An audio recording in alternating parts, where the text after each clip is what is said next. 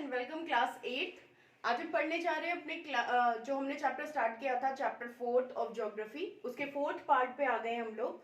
और मैंने आपको लास्ट वीडियो में बोला था कि हम स्टेप्स और प्रेरीज के बारे में समझेंगे कि वो कहाँ पाई जाती हैं, क्या होती हैं। ग्रासलैंड्स हम ऑलरेडी पढ़ रहे थे और ग्रासलैंड्स को हमने एंड किया था स्टेप्स और प्रेरीज पे। ओके, तो आज आते हैं class 8 chapter 4 natural vegetation and wild life part 4 पे। यहाँ पे मैंने ऑलरेडी राइट डाउन कर दिया है कि आप एज अ नोट्स इसे यूज कर सके। Steppes and prairies. Okay, steppes क्या होते हैं? Grasses of steppes are short. ये बेसिकली दोनों ही ग्रासलैंड्स हैं और ये ग्रासलैंड्स हैं, उसके बाद भी इनको डिफरेंट क्यों कहा जाता है या इनमें क्या डिफरेंशिएट है, उनको हम आज डिस्कस करेंगे। तो आप इसके थ्रू दो चीजें पढ़ सकते हो, एक तो इंडिविजुअली प्रेरीज और स्टेप्स को समझ सकते हो एंड देन इनके बीच में आप कंपैरिजन भी कर सकते हो। So come to the steppes first. Grasses of steppes are short. जो स्टेप्स की जो ग्रासेस होती हैं वो बेसिकली प्रेरीज के कंपैरिजन में शॉर्ट होती हैं, ठीक है। The height varies from 6 to 20 centimetre. इनकी जो हाइट होती है वो अप्रोक्स 10 to 20 सेंटीमीटर के लमसम होती है। इनकी जो ग्रासेस होती है उनकी height. They less dense than prairies. ये डेंस कम घनत्व वाले भी होते हैं। प्रेरीज जो होती हैं वो काफी पास पास होते हैं, काफी घने होते हैं ग्रासलैंड्स, जबकि जो स्टेप्स होते हैं ये थोड़े से दूर दूर होते हैं। The world largest steps found in eastern Europe. सबसे बड़े अगर स्टेप्स कहीं पाए जाते हैं, जो ग्रासलैंड्स हैं जिनको हम स्टेप्स कहते हैं, ये पाए जाते हैं सबसे ज्यादा ईस्टर्न यूरोप साइड में, ठीक है। ये यहाँ पे हमारा अगर यूरोप है और यहाँ पे फिर हमारा एशिया स्टार्ट है, तो ईस्टर्न यूरोप में ऊपर पाए जाते हैं, ठीक है। नेक्स्ट आ जाता है ईस्टर्न यूरोप, हाँ, ईस्ट साइड में और यूरोप में। सेंट्रल एशिया में भी पाए जाते हैं कहीं कहीं पे, यूक्रेन, रशिया, तुर्की और एक्सेट्रा, इन जगहों पे पाए जाते हैं। तो स्टेप्स में बहुत ज्यादा कुछ समझने वाली चीजें नहीं है। शॉर्ट ग्रास लैंड्स होते हैं ये। 10 to 20 सेंटीमीटर इनके ग्रासेस की हाइट होती है और ये वर्ल्ड की जो लार्जेस्ट स्टेप्स है वो ईस्टर्न यूरोप में पाए जाते हैं। उसके अलावा ये सेंट्रल एशिया, यूक्रेन, रशिया और तुर्की में भी मिलते हैं। अब आ जाते हैं प्रेरीज पे। ये ज्यादा इंपॉर्टेंट टॉपिक है इसके कंपैरिजन में। Prairies grows in more humid region. जितना ज्यादा ह्यूमिड बहुत ज्यादा होता है, स्टेप्स के कंपैरिजन में ज्यादा ह्यूमिड एरिया में पाए जाते हैं prairies. Grasses are taller than steppes. इनकी भी मैंने आपको बताया था कि कंपैरिजन भी हो जाएगा और साथ में आपका कॉन्सेप्ट भी क्लियर हो जाएगा। तो grasses are taller than steppes. जो स्टेप्स होते हैं उनसे ज्यादा जो प्रेरीज हैं उनकी ग्रासेस की हाइट ज्यादा होती है, approximately 30 to 1 metre, 30 centimetre to 1 metre तक होती है। Rainfall varies from 40 to 80 centimetre. Annual rainfall जो होता है वो लगभग 40 से 80 सेंटीमीटर एनुअली होता है। It grow in the great plains of North America. और ये नॉर्थ अमेरिका में ज्यादा पाए जाते हैं। जो वहां के ग्रासलैंड्स हैं उनको हम प्रेरीज कहते हैं।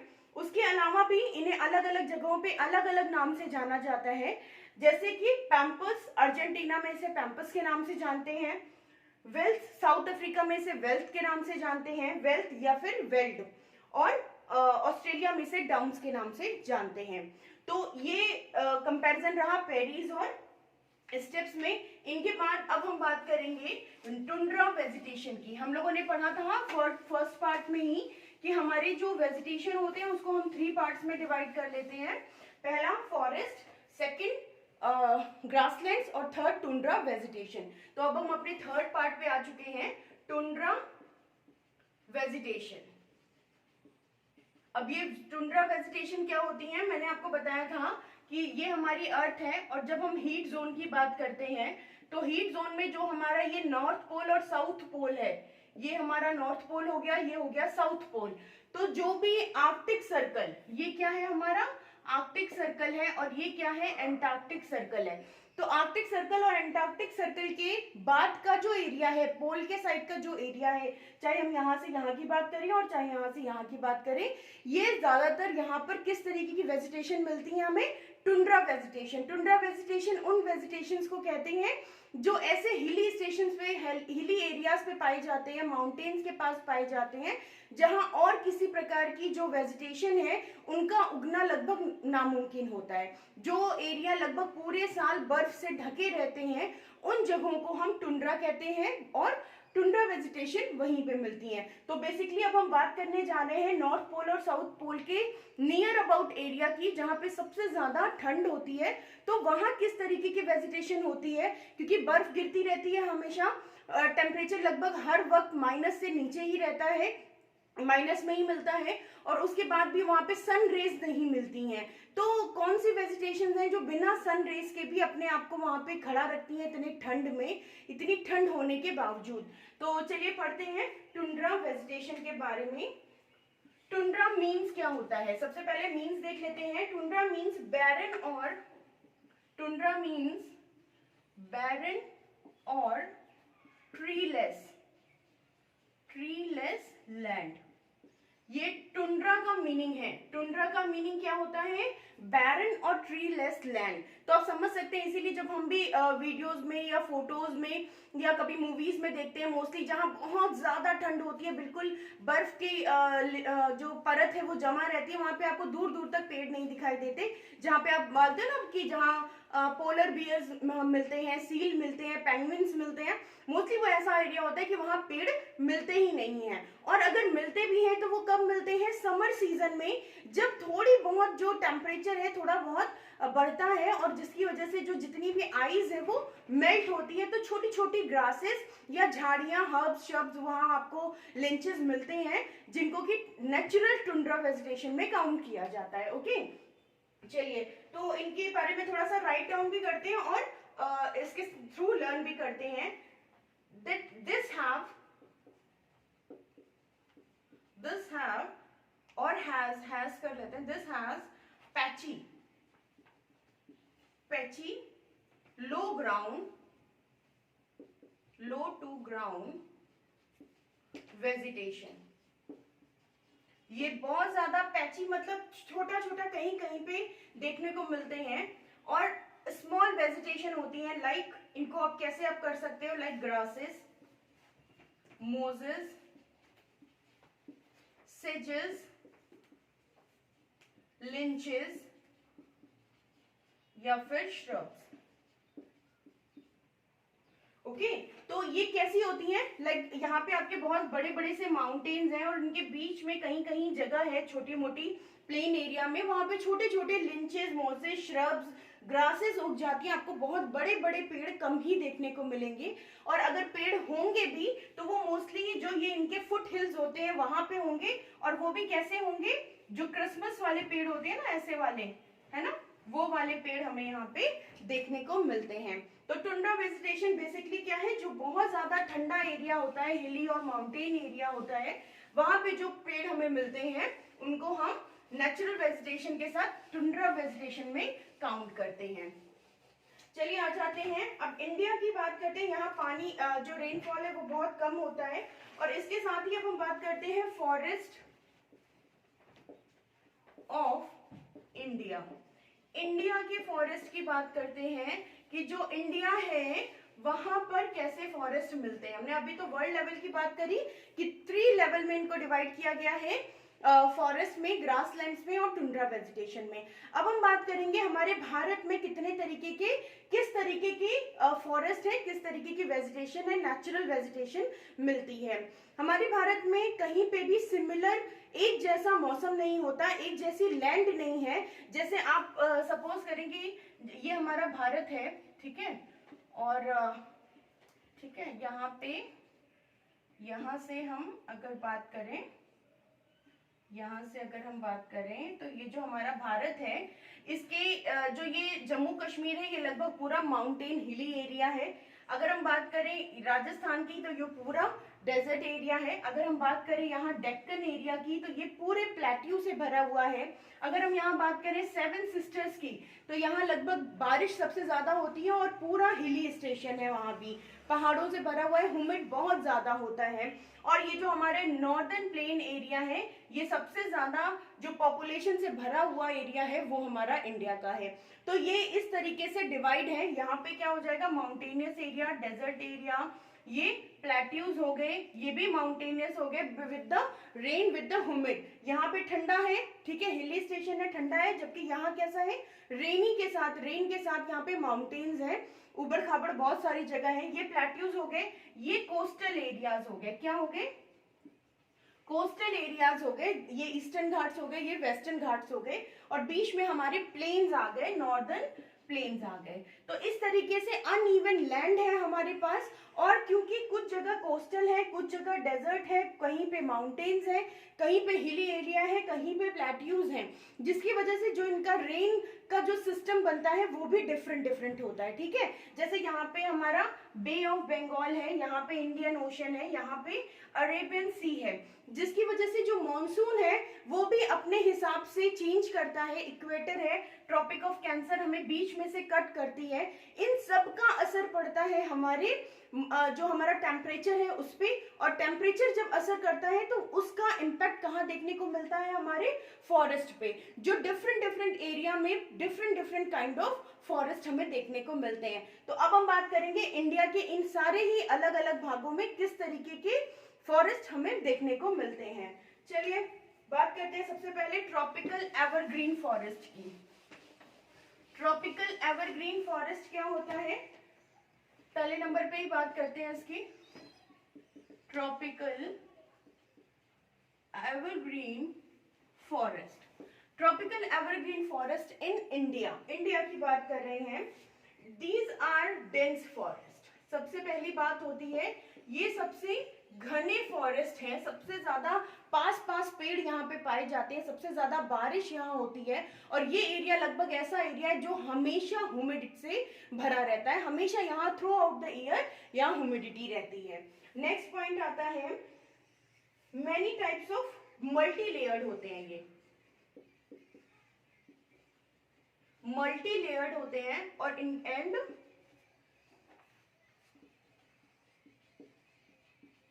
covered with many types of plants,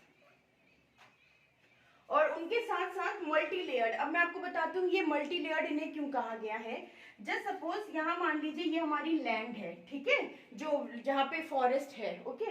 अब यहाँ पे ये बहुत बड़े बड़े से पेड़ हैं, ठीक है, यहाँ पे भी ये पेड़ है, ठीक है, यहाँ भी ये पेड़ है, इनके बीच में बारिश हुई, इनको हमें पेड़ प्लांट को ग्रो करने के लिए क्या चाहिए, बारिश अच्छी चाहिए, लैंड अच्छी चाहिए, फर्टाइल लैंड चाहिए, और सनरेज चाहिए। अब ये ऐसी लैंड है, ऐसा एरिया है जहाँ पानी भी बहुत अच्छा, बारिश बहुत अच्छी होती है, जहाँ की लैंड बहुत ज्यादा फर्टाइल है, और जहाँ सनरेज भी अच्छी आती हैं। अब ये पहले ऐसे पेड़ थे, कुछ दिनों बाद क्या हुआ, यहाँ और पेड़ आ गए, बीच में और ज्यादा पेड़ आ गए। अब ये इतने ज्यादा डेंस हो गए कि जो हमारी सन रेज है वो नीचे आ ही नहीं पा रही है, ठीक है, वो नीचे लैंड तक आ ही, इतने ज्यादा आप क्या करते हो जब बारिश होती है, तेज धूप होती है, तो आप पेड़, घने पेड़ के नीचे खड़े रहोगे तो कैसा होगा, आपको धूप नहीं लगती है। तो कुछ ऐसा ही हो जाता है, ये पेड़ इतने ज्यादा पास हो जाते हैं, हम लोगों ने यहाँ पढ़ा डेंस फॉरेस्ट, ये पेड़ इतने ज्यादा पास होते हैं कि सनरेज भी नीचे नहीं जा पाती। अब सनरेज नीचे नहीं जाएगी तो क्या होगा, जो नीचे लैंड वाला एरिया है वहां पर क्या होंगे, छोटे छोटे ग्रासेस उग जाएंगी, ग्रासेस के साथ साथ क्रीपर्स, क्रीपर्स के साथ साथ काइयां लग जाएंगी, काई होती है ना, उसको भी प्लांट में ही काउंट करते हैं। तो इस तरीके से ये इतना ज्यादा डेंस फॉरेस्ट होता है कि अगर आप बिल्कुल बीच में जाएं इन फॉरेस्ट के तो कहा जाता है कि 12 बजे दोपहर में भी नीचे आपको यहाँ पे टॉर्च की जरूरत होगी, एकदम अंधेरा रहता है, सिर्फ किस लिए क्योंकि ये जो ट्रीज की कैनोपीज हैं ये इतना ज्यादा कवर कर लेती हैं पत्तियां, और जो पेड़ हैं वो इतने ज्यादा डेंस होते हैं कि सनरेज को नीचे आने ही नहीं देते। इसीलिए इनको हम मल्टी लेयर्ड भी बोलते हैं, क्योंकि पहले पेड़, फिर छोटी मोटे क्रीपर्स, फिर उनसे छोटी मोटी ग्रासेस, फिर उनके नीचे काई, तो मतलब एकदम लेयर वाइज है, एक लेयर हटेगी तो दूसरी, दूसरी हटेगी तो तीसरी, ऐसे करते हुए इसीलिए इनको हम मल्टी लेयर्ड करते हैं। और harbour many types of plants, और बहुत तरीके के प्लांट, मैंने आपको बताया ना, बड़े तो ट्री हो गए, देन क्रीपर्स हो गए, देन ग्रासेस हो गए, देन काइयां हो गई, तो मतलब बहुत सारी चीजें हमें प्लांट्स यहाँ पे देखने को मिलते हैं। आई होप ये वाली चीज क्लियर हो गई होगी, मल्टी लेयर्ड वाली। अब हम बात करेंगे नेक्स्ट पॉइंट की, ट्रॉपिकल एवरग्रीन की।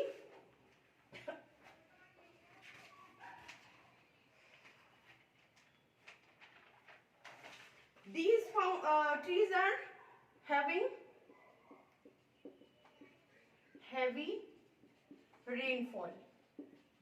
सबसे ज्यादा मैंने आपको बताया प्लांट्स को ग्रो करने के लिए किन चीज की जरूरत है, रेज, सन रेज की, प्लांट सॉइल की और बारिश की। तो यहाँ बारिश बहुत अच्छी मात्रा में होती है, जिसकी वजह से पेड़ बहुत अच्छे से ग्रो करते हैं। नेक्स्ट आ जाते हैं, ये हमें कहाँ देखने को मिलते हैं?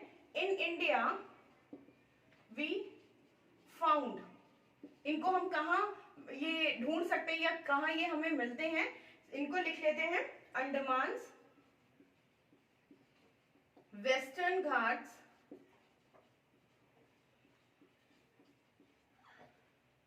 वेस्टर्न घाट्स, अपर आसाम, आसाम का जो ऊपरी हिस्सा है, और यहाँ पे उड़ीसा, और लास्ट में lower slopes, lower slopes of Himalayas.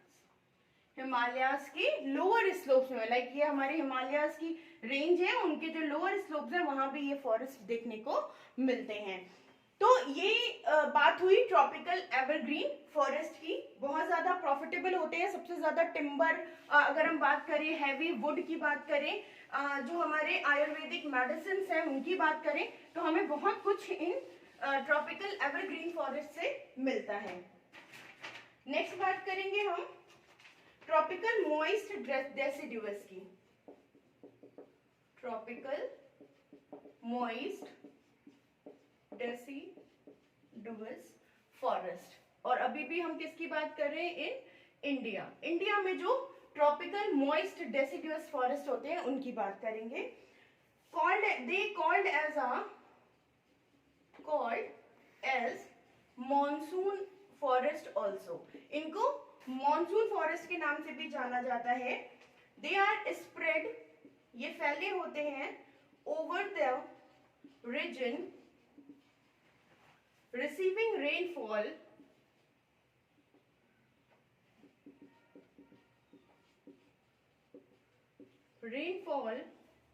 between 200 centimetre and 70 centimetre. मतलब सबसे कम की बात करें तो लगभग 70 सेंटीमीटर की बारिश होती है, और ज्यादा की बात करें तो 200 सेंटीमीटर तक की एनुअल रेनफॉल यहाँ पे होते हैं। ट्रीज आर 8 वीक्स, यहाँ के जो फॉरेस्ट हैं, shade there leaves for about 6 to 8 weeks. Weeks मतलब हो गया आपका अप्रोक्स 1.5 month to 2 month, है ना? Weeks in dry summer. They are found in India. कहाँ कहाँ ये मिलते हैं हमें? ये मोस्टली मिलते हैं मध्य प्रदेश में, और ये हमें देखने को मिलते हैं गुजरात में, और मिलते हैं महाराष्ट्र में, और ये देखने को मिलते हैं हमें केरला में, देन ये हमें और देखने को मिलते हैं कर्नाटका में, और लास्ट में छत्तीसगढ़। तो ये सारी जगह है जहाँ पे हमें ट्रॉपिकल मॉइस्ट डेसिडुअस फॉरेस्ट मिलते हैं। डेसिडुअस मीन्स होता है जो ड्राई होते हैं, है ना, जो अपनी जो लीव्स है उनको शेड कर देते हैं, ऐसे फॉरेस्ट, ऐसे ट्रीज, उनको हम डेसिडुअस की कैटेगरी में रखते हैं। तो इनको मॉनसून भी बोलते हैं क्योंकि ये मॉनसून के टाइम पे खूब हरे भरे हो जाते हैं, और जैसे ही जब समर का टाइम आता है तो ये लगभग 1 से 1.5 महीने के लिए अपनी जो लीव्स हैं उनको शेड कर देते हैं। स्प्रेड ओवर द रीजन, ये लगभग वहां फैले होते हैं जहां पे बारिश अप्रॉक्स 70 सेंटीमीटर 200 सेंटीमीटर के बीच की लमसम होती है। Shade there leaves about 6 to 8 weeks, 6 से 8 हफ्ते के लिए ये अपनी लीव्स को पूरी तरीके से छोड़ देते हैं, शेड कर देते हैं, और जब फिर वापस से मॉनसून सीजन आता है तो इसमें नई नई पत्तियां आ जाती हैं। ये इंडिया में कहाँ कहाँ पाए जाते हैं, ये मोस्ट इंपॉर्टेंट क्वेश्चन है कि tropical moist deciduous forest India में कहाँ कहाँ मिलते हैं। एमपी, गुजरात, महाराष्ट्र, केरला, कर्नाटका, छत्तीसगढ़। इवन आप ऐसे भी कर सकते हो कि अगर ये मैप है ना, तो ये गुजरात, ठीक है, गुजरात के बाद बॉम्बे, मुंबई, महाराष्ट्र, कर्नाटका, केरला, उड़ीसा, और लास्ट में आपका एक और जगह है छत्तीसगढ़। तो ये कुछ पॉइंट हैं जहां पे ये आपको सारे ट्रॉपिकल मॉइस्ट डेसिडुअस फॉरेस्ट देखने को मिलते हैं। इनके आगे आगे बात करेंगे हम इंडिया के और कुछ अलग फॉरेस्ट के बारे में नेक्स्ट वीडियो में, और उसके बाद बात करेंगे इनके हम सिक्योरिटी की, इनकी कंजर्वेशन की, कि कैसे भारतीय सरकार, गवर्नमेंट हमारी क्या स्टेप्स उठाती है फॉरेस्ट को सेव करने के लिए, प्रिजर्व करने के लिए। मिलते हैं नेक्स्ट वीडियो में, तब तक इन सारी चीजों को लर्न करें with the map. Thank you.